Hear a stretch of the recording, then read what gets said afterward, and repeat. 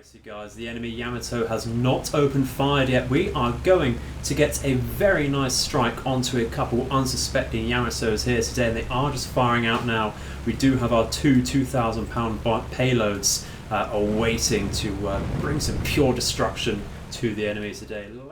Hello everyone, and welcome back to War on the Sea as the US Navy. We are joining back where we left off, which was quite a while ago now, in rather a battered state. We have had to send back quite the number of ships to our dockyard.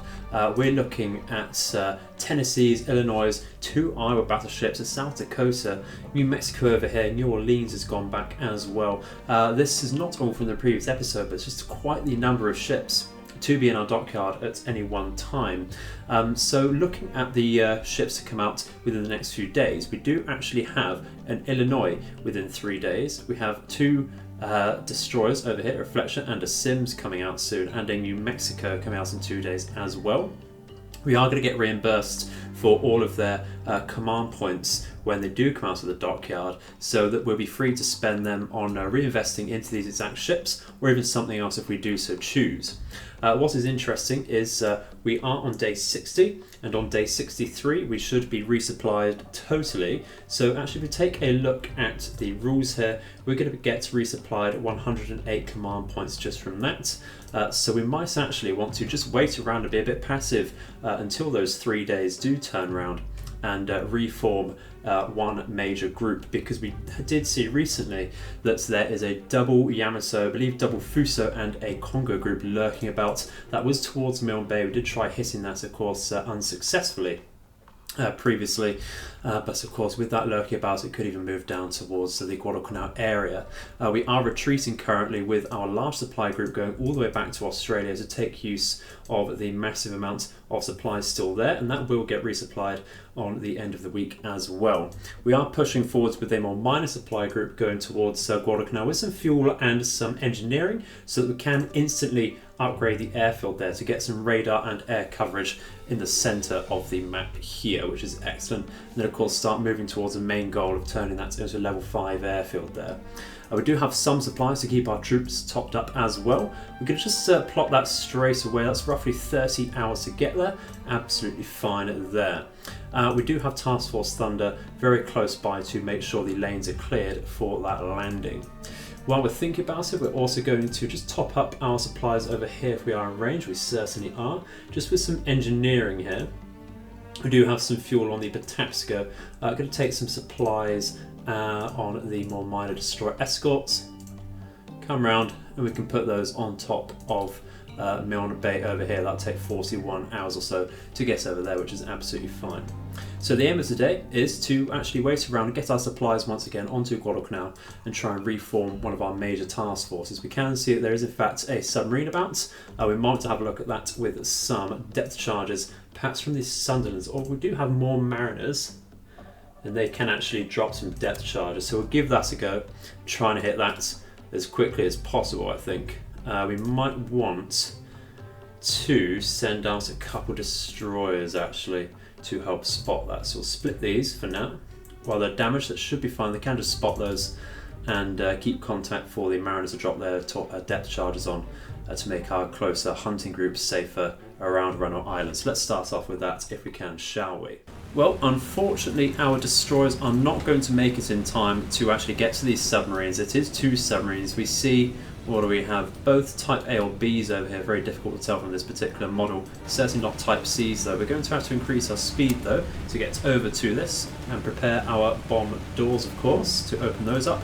Have lost sight of one of these subs because it has it's not submerged, it's out of sight. It does look like they're trying to submerge, are they? No, they've not changed their fins over here, so they're not trying to submerge. Probably, I wonder if that is going to save them with our depth charges, of course, won't explode on impact. Should really, if we can, come from the rear and give a leading drop. Let's have a look how they're looking. Not trying to submerge just yet. Probably for the best for us there. And now that we're about in range, what we're going to do is simply press attack, I think, with everyone here. And that should be okay to turn on that particular speed. And it certainly looks the case there.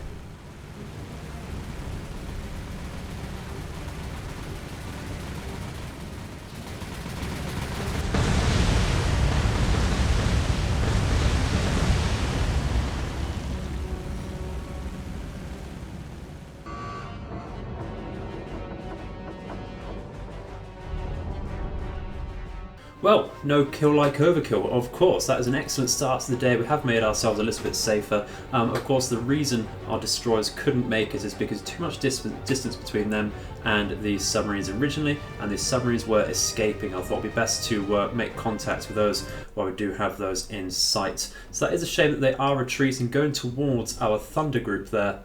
But at least we know there is only the one submarine which could make contact with that. We are going to return back over here to protect our other ships in the original Hunters group over there. We might want to change our course, of course, a little bit over here.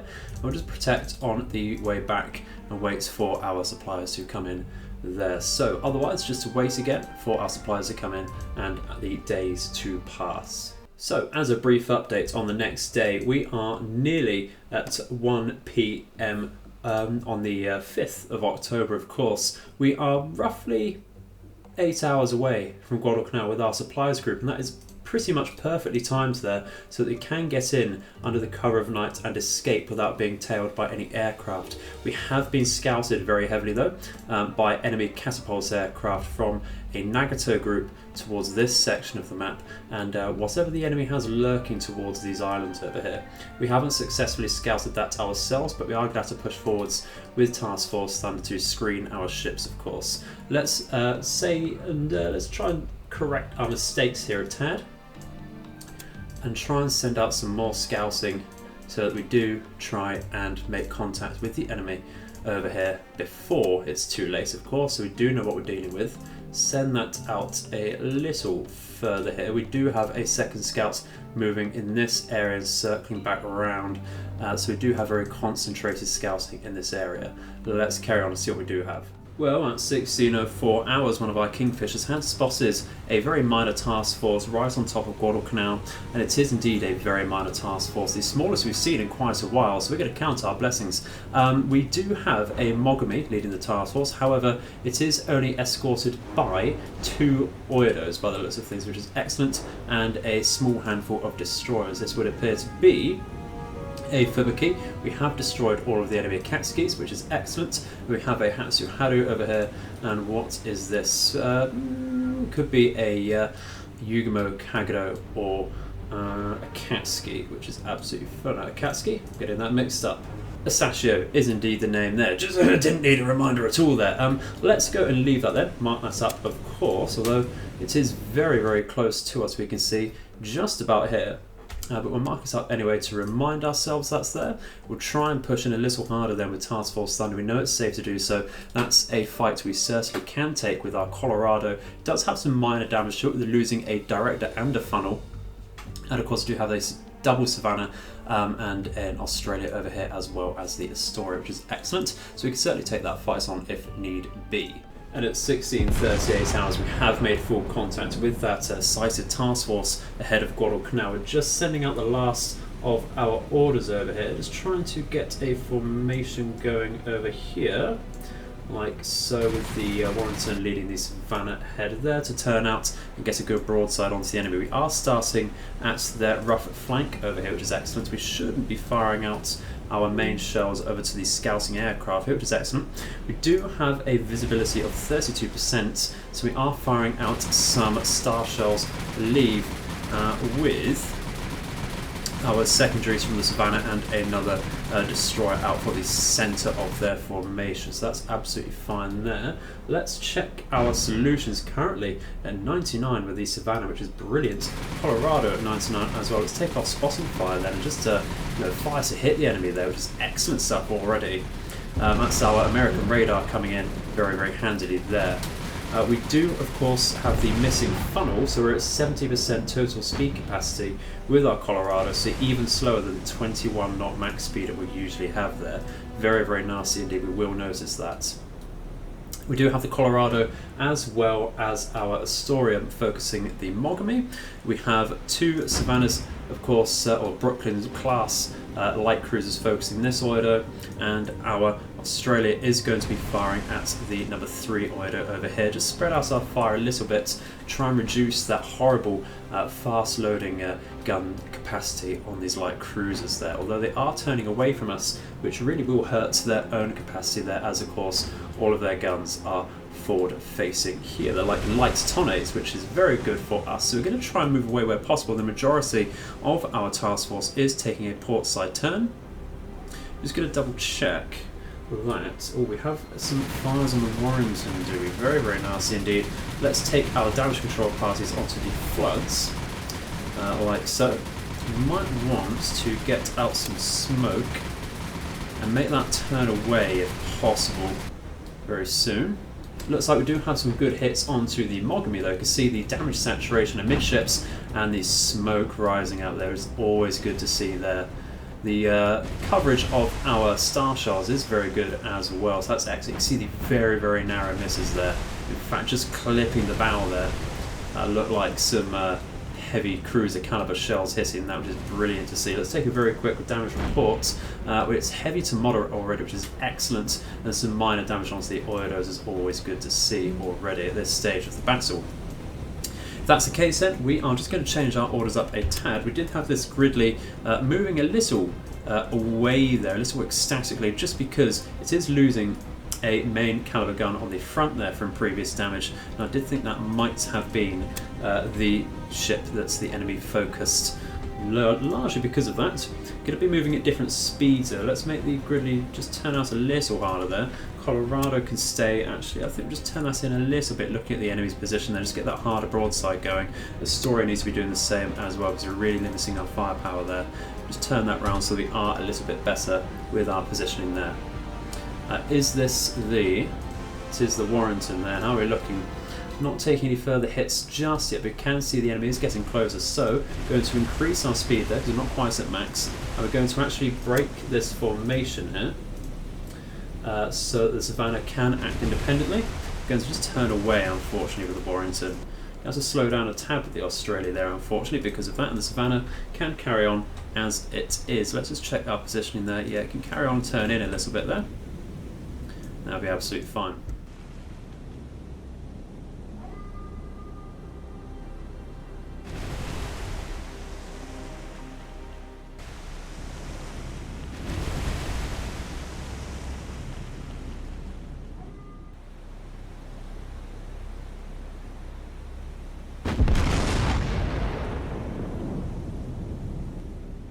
Well, it looks actually as if this enemy is trying to disengage from us. However, we will be smelling the blood and trying to sink this Mogami over here because it is completely dead in the water, going at 0 knots. So that means we have completely deactivated its engine. We have just got some manual fire going in for that from our Colorado now. Looks like we're going to have to start firing out some more star shells though. So let's change over here, get some out for their central formation onto the Sasashio. Might not even be in a Sasashio considering our terrible solution onto that. Doesn't matter quite so much at the moment though. The Warrington is going to escape there scot-free. We're on top of all of the damage, just making sure it gets some repairs going on there, which is excellent. So we're going to increase our speed with the Australian, try and turn in a tad. The Philadelphia behind is going to follow that. So the O'Bannon is moving very slowly. Let's move that up. That's actually not within range. Let's try and move around to support Colorado there. Savannah, how are you looking? Are you firing up? You certainly are. Have a very decent solution against a number 4 Odo, but we don't look like we're getting any hits on that, unfortunately, which is very, very sad to see. It looks like our Colorado isn't having great luck against this Mogami either. Very, very sad to say that. If we look, it's critical damage and moderate flooding. Not really much else across the board against the enemy task force there. Is not ideal, but if we can get the Mogami, I'm pretty sure the enemy will retreat on the strategic map and leave Guadalcanal open for our supplies. Either way, we will stand back with this Task Force Thunder and make sure that the supply group is safe in case this task force does decide to come back.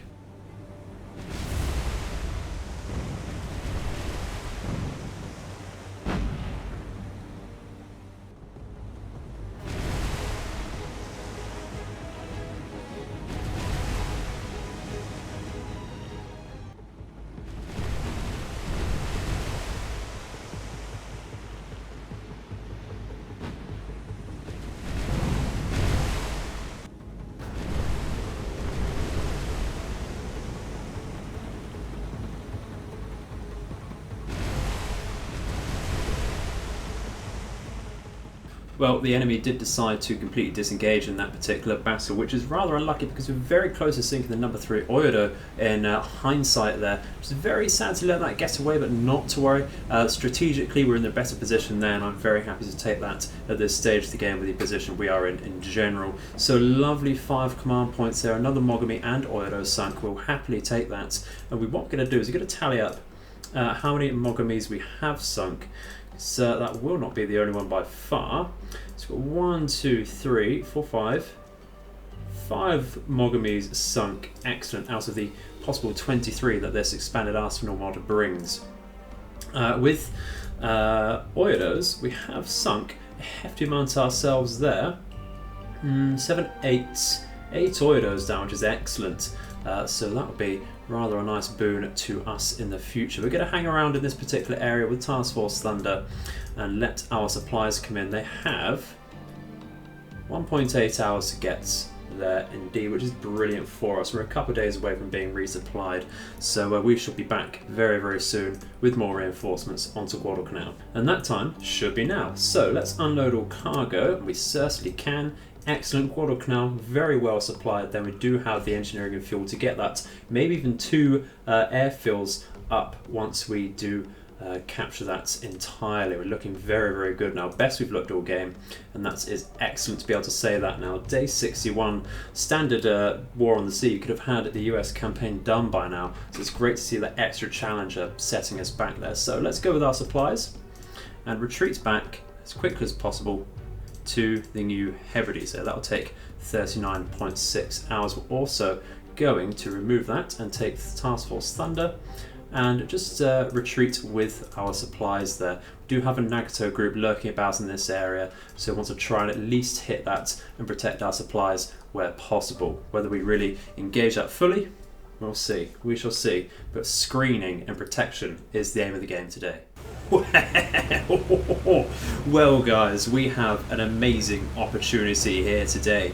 Under the cover of night at 21:17 hours, we have sighted that double Yamato, double Fuso group with some liberators, each armed with 2 2,000-pound armor-piercing bombs. We're going to turn around and focus, if we can sight it, on the number 5 flanking Yamato over here.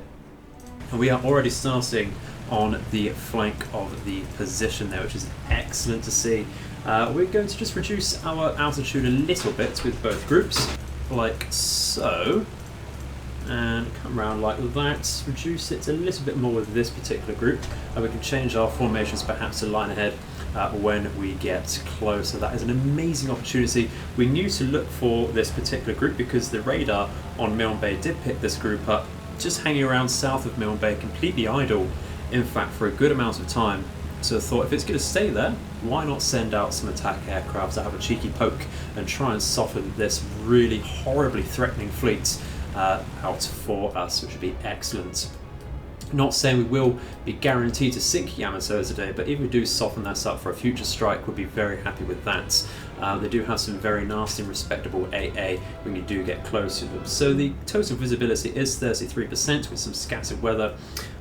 Fairly late in the evening, of course. But we'll see what we do. Fingers crossed.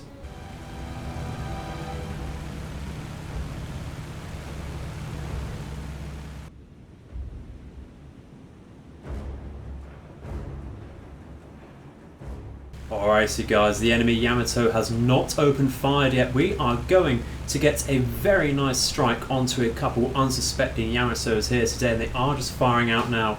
We do have our 2 2,000-pound payloads awaiting to bring some pure destruction to the enemy today. Let's we get into a better position here perhaps. I'm not going to slow down a tad and in fact bring the full break and attack order on this lead group of liberators, and we'll come in from a different position over here, try and get to the backs of that Yamato. A little bit of micro needed there. It's just a little too late perhaps to get their AA out for any really meaningful difference, as we do drop with all of our bombs on the first group there. Let's watch this. watch the sparks light up the sky, of course. There's one, there's two. Actually, did dodge most of that, so a little lackluster, a bit of a lot of talk, a lot of fanfare, but basically nothing there. Did get hit by one dud bomb, but you know what? If it wouldn't be an edified strike if it were anything else, would it? We're going to come in that case from a somewhat more perpendicular angle with this next Yamato, I think. Do tend to have a little more success when we do come in from perpendicular angles. Not the greatest historically, but for this game for some reason it does tend to work out a little better. We increase the speed there, turn in a little harder, decrease the speed so that we can get the tighter turn now. We'll increase our speed when we are on a better line.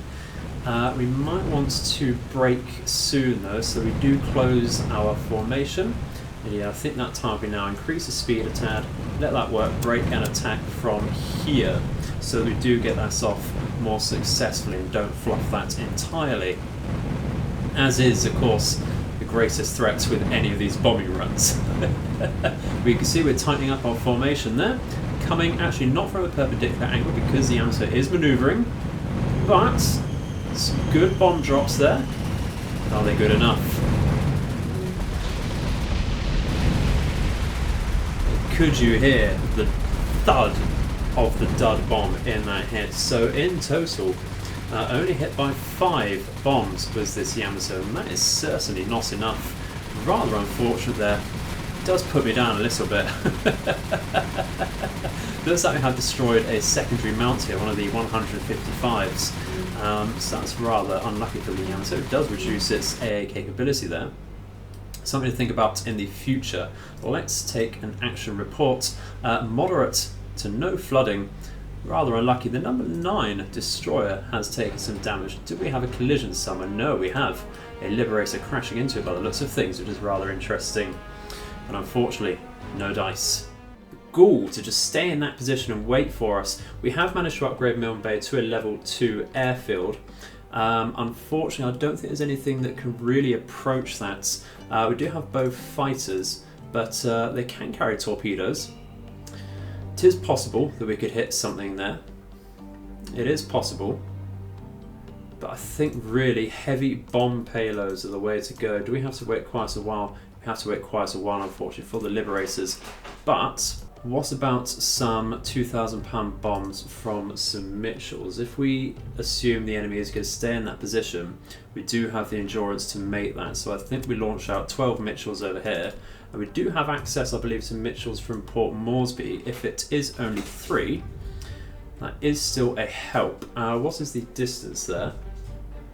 About half the distance. Okay, so we can move those in later on if we do have the memory and awareness to do so. Of course, always a downfall there as well. And I believe we're going to be getting resupplied ourselves very soon. We have got some ships out of the dockyard, boosting our command points up to 139. We are going to wait for the boost from the natural income though, before we do get any more ships out, just to help us out, get that a little smoother there. How's Guadalcanal looking?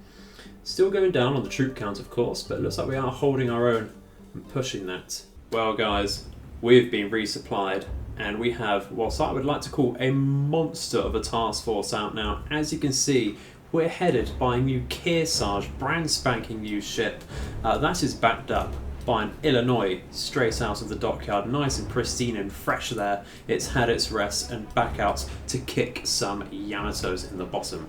We also have a New Orleans, a very fresh New Orleans. We have a Pensacola taken from our old Hunters groups that does have some very minimal damage. Some minor scratches across the board. It's got the battle scars to show it as a veteran of the seas there. We also have this Atlanta, which is missing a funnel, but across the board generally pretty decent damage sustained. So that's also got some battle scars, and losing a funnel on the Atlanta does only bring us down to 93% speed capacity. I don't think we'd be feeling that too much at all. We did also, I believe, bring in the Samson as well from our previous group. And that does have some minor scratches on just a few components there, nothing too major. But otherwise, everything else in this particular task force is straight out of the dockyard. I've got a couple Fletchers. I brought in this Jervis as well for some more reliable torpedo power if we do so need it, and I'm sure we will if we do decide to engage enemy battleships. With the Kearsarge as well, we do have a complementary fighter loadout, so let's try and get over here. We do have 14 Hellcats on the ship there to provide us, of course, with some combat air patrol, most crucially.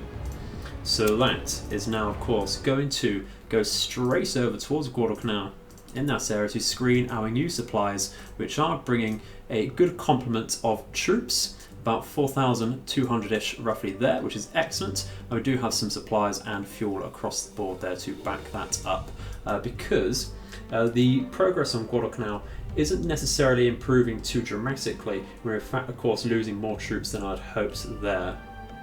So we're going to need to bring in some reinforcements to boost it up as well. We do still have our Mitchells coming in towards that Yamato. How long is that going to take? 1.5 hours roughly. So let's take in these other Mitchells with some 2,000-pound bombs. I think would be excellent. We'll come in for that, and they should come in roughly at the same time. Excellent, let's move. So we have a total of 15 Mitchell bombers. Of course, this won't be as easy on the approach as our previous bombing run because the enemy does have some sight at 54% total visibility. We need to find the Yamato we did previously hit. It looks like it's in the same position. Let's have a report. It certainly is the number 5 with that moderate damage sustained there. It looks like it has recovered the 150mm on the bow there, unfortunately, as well. And look, it's our current position. It's looking like it's best to come in from the flank with this particular Mitchell squadron around here. Come in like so. What we can do is keep their speed somewhat higher at 203 knots, and with this particular group we'll come in at a perpendicular angle that is going to take the brunt of the AA, unfortunately, so we'll bring that in as quicker, not quite top speed there. With this particular group we'll just reduce our altitude a tad, and with the rest these can just come in perpendicular at the moment, slightly slower speed than the rest of the group, target the number 5 and react to how the enemy maneuvers, of course.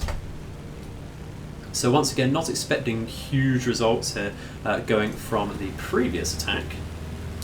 And the enemy does have the extra awareness, with it being quite a nice sunny day actually. What a lovely day it is for a bombing run, if I do say so myself. So it looks like our Mitchells over here are struggling a tad with their orders once again. That's okay. We're going to come in fairly wide here, or are we? We're not, because we're not being focused yet with this particular group. We're just going to come from a perpendicular angle, and I think here we are just going to give the break and attack order as we are while we can before we fluff that ourselves completely. With this group, we're just going to come round a little bit from the flank there as we're doing with this particular group here. Have lost a Mitchell already, which is rather unfortunate. This should be about to drop. We certainly are. 1 bomb each, absolutely fine. With this particular group, we are going to reduce our altitude even more. Seem to be slightly better results when we do so there. And with that being said, we'll let them dive down a tad. Unfortunately, can't watch this drop just because I want to micro this a tad myself. And here we are now getting fired upon. We do see a few good bombs there, 3 bombs in total by the looks of it from there.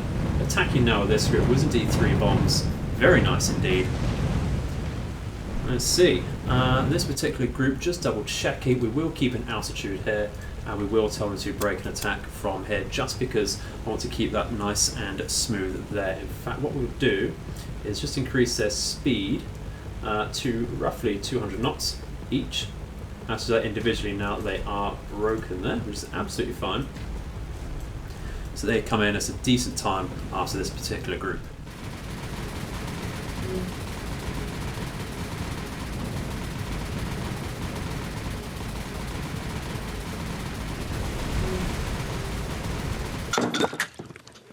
Oh, and that's a bad miss.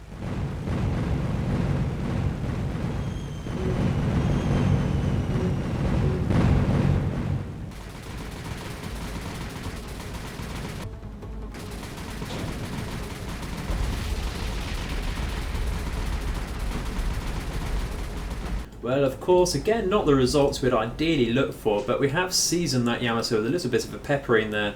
We'll take a report that is up to heavy damage now, so that'll be sustained for quite the time.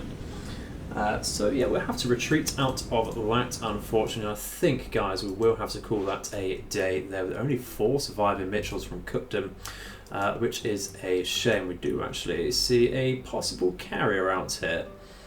Good thing we've got a Kearsarge out now, isn't it? But that will be a story for a later date, ladies and gentlemen. I will be taking possible names for this new task force out. If you could leave those in the comments section, that'd be much appreciated, and we'll decide which one we prefer out of those suggestions you might bring in.